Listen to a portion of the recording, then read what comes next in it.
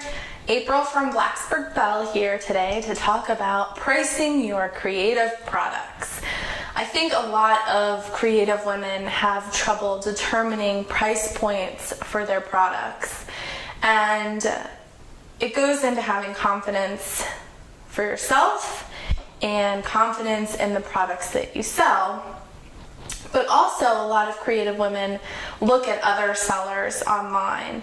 Especially if you are selling on Etsy, you might look at people that sell similar products, or sell, like if you sell hair accessories, other people that sell hair accessories, even if they're not similar or the same.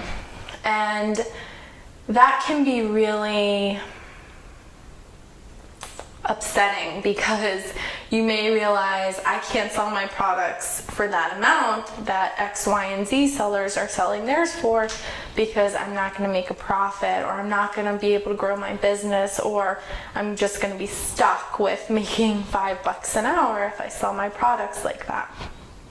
So I'm here to tell you that you can never win on price. You can't. Stop trying to compete on price, because you cannot win. There's always going to be somebody who will go lower than you.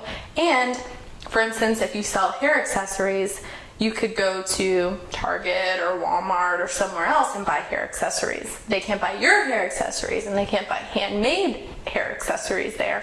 But if they're really looking for a bargain, if somebody's really looking for that basement price, they can find it somewhere else, and it's going to be lower than yours. So if you stop trying to compete on price, then you can really take your business seriously and grow it. So the bottom line on pricing, you should think about how much you want to make per hour, and how long a product takes to make. So for instance, if you want to make $20 an hour, and it takes you 2 hours to make a product, then that means you're starting at $40. But you need to also factor in the cost of the product. So if you're making mixed media, the cost of the canvas and the paint and everything else that goes into it. So let's say that's an extra $10. So now you're working with $50 as the bottom line price for that product. Now, you have to consider whether or not you ever want to sell your products wholesale. So if you want to sell them to boutiques or stores, then you have to double that price, because the retail, they're only going to pay half the cost of the retail price. So that means your product would now cost $100. So you have to think about that when you're considering your pricing, whether you ever want to go wholesale, because if you kept it at that $50 mark, then because you were afraid that it wouldn't sell for higher, and then you want to sell the same kind of products wholesale, you're only going to be able to make $25. And if your product costs $10 to make it, then that leaves you with $15, and you're making $7.50 an hour. Is not worth it if you want to be making $20 an hour. So that's where you have to bottom line your price. That's where you have to say, okay, this is where I'm starting. The next thing you have to consider is adding in money for growth.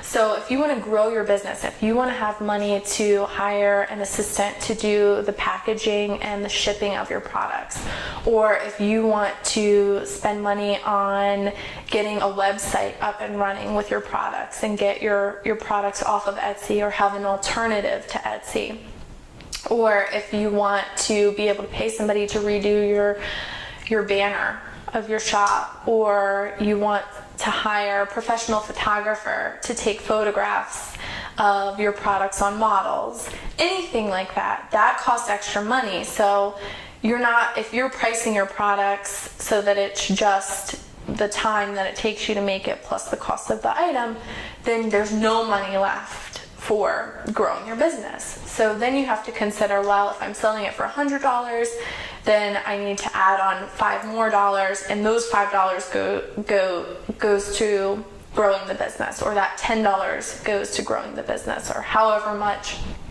you think you need to add on to increase your business success.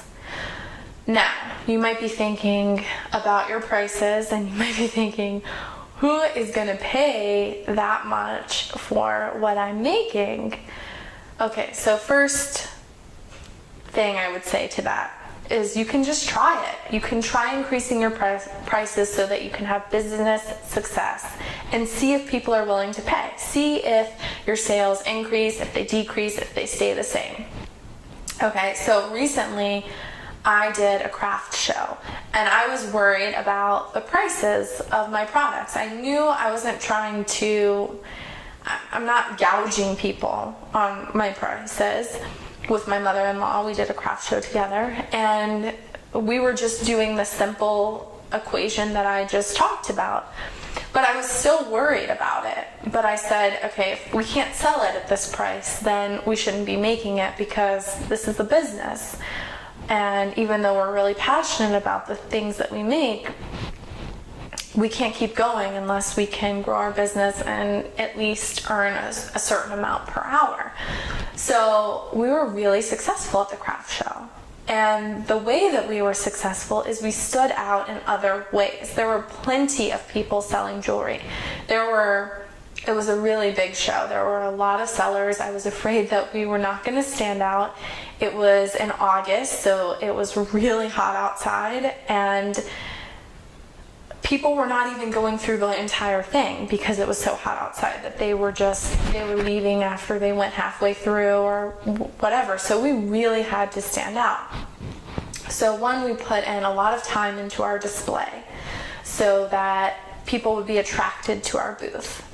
And we did a setup beforehand, and we made it so that our products would really stand out. That helped a lot because a lot of people came over just because they liked the way that our booth was set up. Then we did something extra. We made reusable bags, little bags, and we hand stenciled them with a doily and with the letter B for Blacksburg Bell. And we gave these to every person that made a purchase. We put their item into the bag, and then they had a little bag to carry around.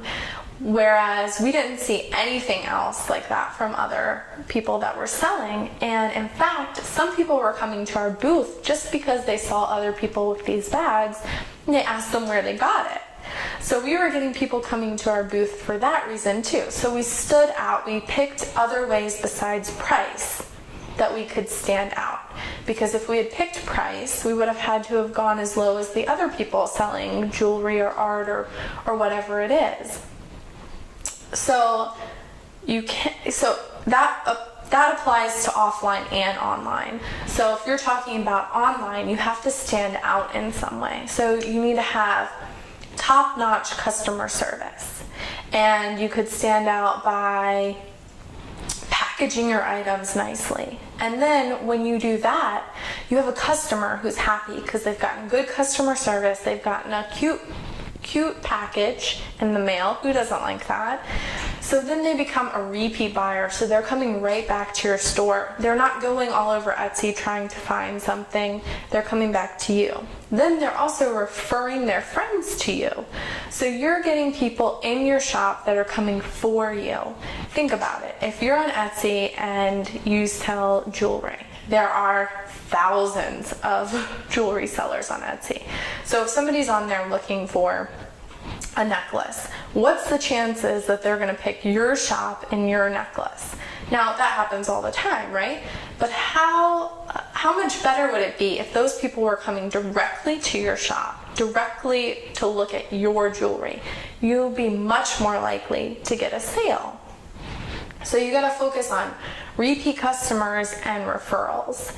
And we were getting referrals at the craft show just from our bags. And we had probably, I would say 20 sales maybe from people that were referred back to our booth from products. So somebody might be walking around with something that they bought from our shop. They show it to a friend who they run into. And the friend said, "Where'd you get that?" They bring them back to our shop. we had a lot of purchases from that, from people showing things that they had gotten and somebody coming to our shop just for that. That's what needs to happen to stand out on somewhere like Etsy. So you need people who are referring customers to you. You need your buyers to come back for more. That way you don't have to compete on price, and you can get what you're worth. You can make what you deserve to make.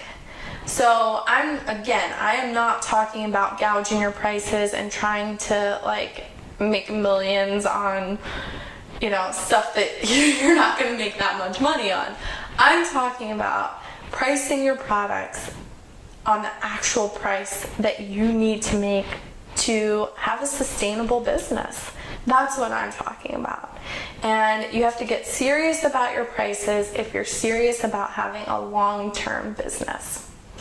I hope this video helped you. I'm going to have a lot more posts on getting repeat customers, getting referrals, pricing your products, things like that in the future. So if you want to, you should subscribe to the blog so that you don't miss out on any of those goodies. Again, this is April from Blacksburg Belle. Thanks, and I hope you have a great day.